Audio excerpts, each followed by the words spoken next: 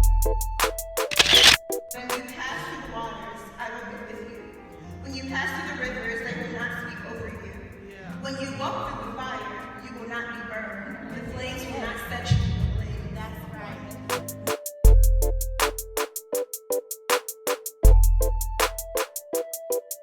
Hello everybody and welcome back to my channel, the M&MLife.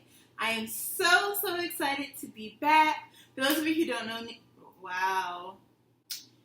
Get off of YouTube for a couple months and don't know how to speak. For those of you who do not know me, my name is Camry. I took a little hiatus from creating content on Instagram and from recording videos so I could study for the MCAT.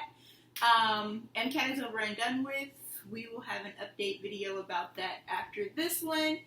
Can't wait to share with you guys all the great things that are happening. But anywho, let's get to the meat of this video. So today it was placed in my heart to do a quick little Bible study because I feel like a lot of us feel stuck. I feel like a lot of us feel like either God has delivered you from something and you feel like you're in that in-between waiting stage where you're going through the process to get to where He called you to go, or you feel that God has delivered you from a situation that was just literally felt like you were in bondage, and now that you're free, it's like, well, what do I do next? Where do I go from here?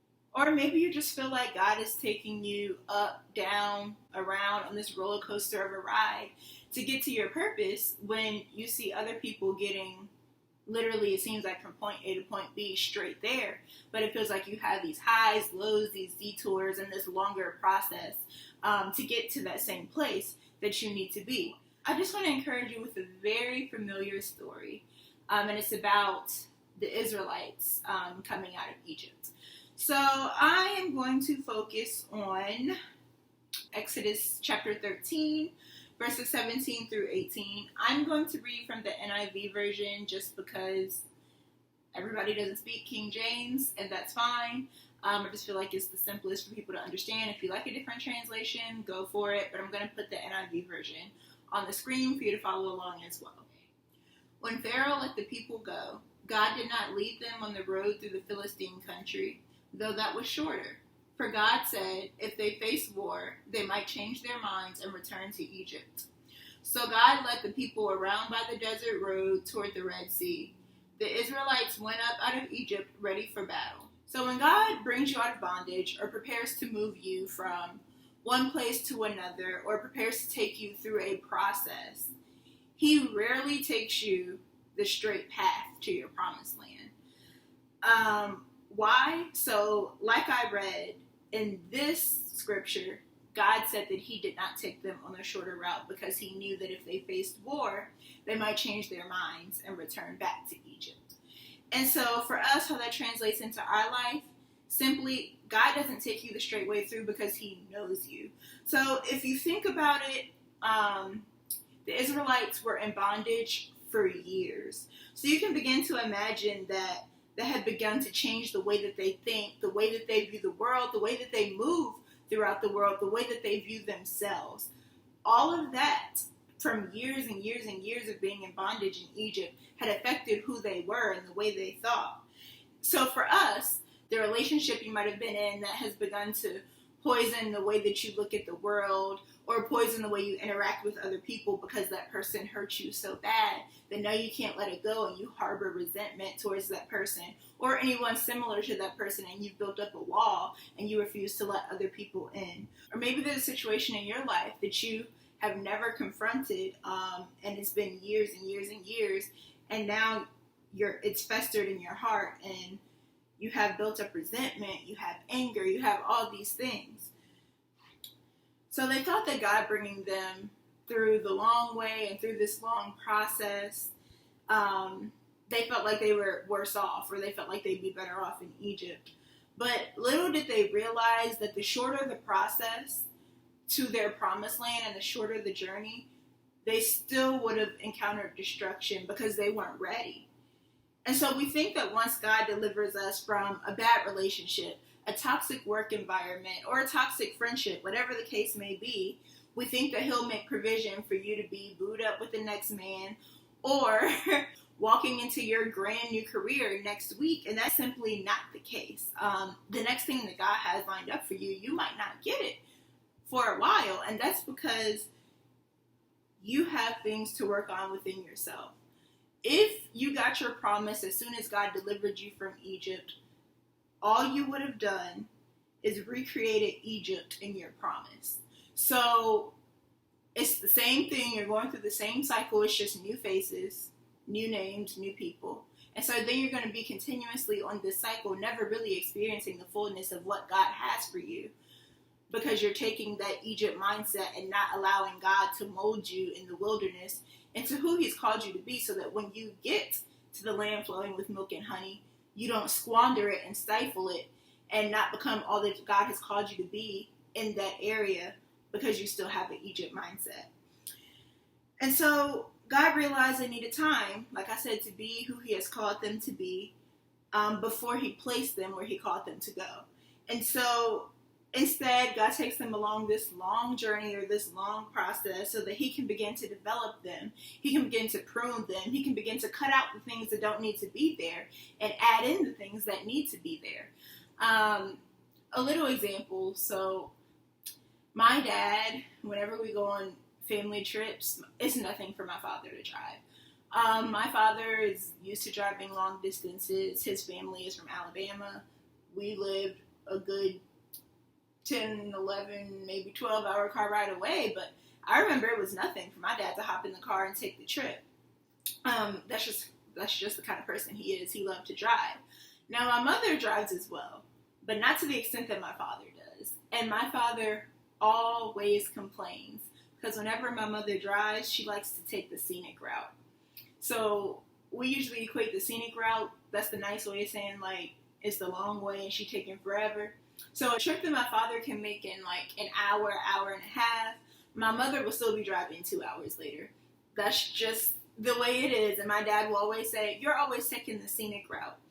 But in this story, I think about the fact that the scenic route was what they needed. When I think about scenic, I think about taking time to appreciate what's around me, taking in the beautiful scenery. My mom loves looking at the trees and the openness. She's from North Carolina, so, it might be the little country girl in her. But she loves the scenic route, although I feel like there's nothing there. But that's how we feel in our long processes. We feel like, oh, this is taking forever. There's nothing for me in this middle ground. But honestly, the scenic route is the most beautiful place, because there's not too much around you. It might be like an open field, but when you stop to appreciate the beauty and the things that God is doing for you in that season, and not focus so much on, when am I getting to my promise? Why is it taking so long? Why didn't God deliver me the way that I wanted him to? You begin to appreciate the pruning process that God is taking you through. And so what lessons can we learn from the Israelites' journey to freedom as we journey through our own life? It's literally so simple, but sometimes we often forget it. And that is, it won't be easy. But even in the wilderness, God is with you, and he's still God. And so a lot of times we will equate desert, which is a word used in the Bible, or wilderness, as being alone, as feeling like you're left to try to figure out how to get out of your dry places by yourself. And although that might be true, and it might feel that way because you feel like nobody's answering the phone when you need them, you feel like the people that said they would be there for you turned their back on you. Mama and daddy aren't there for you, brother and sister. So you might physically feel alone, but a lot of us will also feel like, I'm in this wilderness and I'm in this desert place and God is nowhere to be found. But that's simply not true. I want to call your attention a little bit further in this text to Exodus 13, 21 and 22. I'll go ahead and put that up for you guys as well. By day, the Lord went ahead of them in a pillar of cloud to guide them on their way, and by night in a pillar of fire to give them light, so that they could travel by day or night. Neither the pillar of cloud by day, nor the pillar of fire by night left its place in front of the people. They literally had God leading them in the front as a pillar of a cloud, and God is talking back to them from this cloud. And then at nighttime, when it's dark and they can't see where they're going, God is in front of them as a pillar of fire. And God says that he did that so that they could travel by day and by night. Well, if you include by day and by night, there's 24 hours a day, which means all the time, which means God never left them. He was with them every step of the way, and he was there for them to the magnitude that they could keep going and keep moving forward, no matter what came their way. But I think the interesting thing is a lot of us, like the Israelites, will feel like we don't see God in our desert places or our dry places and our wilderness for one of two reasons. I think the first one is God showed up for the Israelites as what they needed and, quite frankly, not what they wanted. And I think a lot of us in these desert places, all we're thinking about is getting out of the wilderness. So that's what we want. God, see me through to the end. God, get me to my promise. God, just make this stop hurting. Make this process shorter. And I'm sure that's how the Israelites felt. Can you imagine being in bondage for years and finally being free just to be sitting in a desert? Nothing around you, barren land around you, and you mean to tell me, and you're thinking I left bondage for this? So I see where they're coming from, and a lot of us miss God in our wilderness because we're looking for him to bring us through. We're just looking for the end result. We're not looking for God to be there to literally sit with us in our mess and guide us out.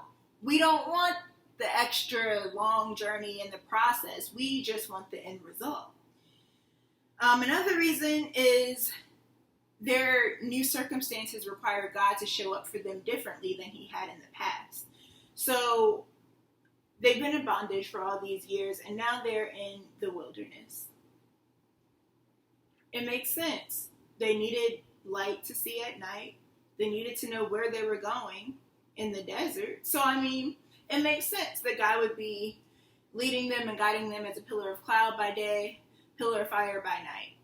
And it's funny because as we grow, as we move from point A to point B, as we begin to undertake some of life's journeys to get to our promise, our situations change, which means that the way that God shows himself to us changes. And whether we adapt and recognize that is a different story. So I think about my godson when I think about this. I have a precious godson who will be turning 5 in a couple of days. His name is James. But I think about when he was younger and was trying to learn how to walk. So he was in that awkward in-between stage where he had mastered crawling, but he had not quite grasped walking yet. And when he was crawling, I would always stand in front of him, maybe with his favorite toy, or just me encouraging him, cheering him on, getting him to crawl towards me. But as he began to learn how to walk, because he couldn't walk by himself, I would never actually stand in front of him. Once he got up, I would change positions, whether I was sitting like cat-corner behind him or whatever, and I'd reach out to grab his arm to kind of steady him and let him walk forward. But because he didn't physically see me in front of him, where he was used to seeing me while he had been crawling, he would plop down. He wouldn't try to walk anymore.